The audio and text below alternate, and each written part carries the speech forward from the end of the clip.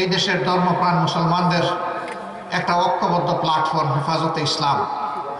তাদের কোনো রাজনৈতিক কর্মসূচি নাই, তারা দেশের স্বার্থে দিনের স্বার্থে কথা বলে। এইটুকু সরকার সহ্য করতে নারাজ ছিল।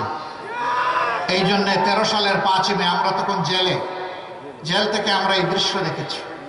শান্তিপূর্ণভাবে লোকগুলো এসেছিল, নিজেরা পরিকল্পিতভাবে অশান্তি সৃষ্টি করে তাদের উপর ক্র্যাকডাউনের প্লট তৈরি করলো। কতগুলা লোককে যে হত্যা করলো আল্লাহ ছাড়া কেউ জানে না, কারণ লাশগুলা তুলে নিয়ে কোথায় গায়েব করেছে কেউ জানে। কিন্তু একজন প্রধানমন্ত্রী মা ছিল, বৈধ অবৈধ যেভাবে হোক তিনি নির্বাচিত হয়ে ক্ষমতায় ছিলেন।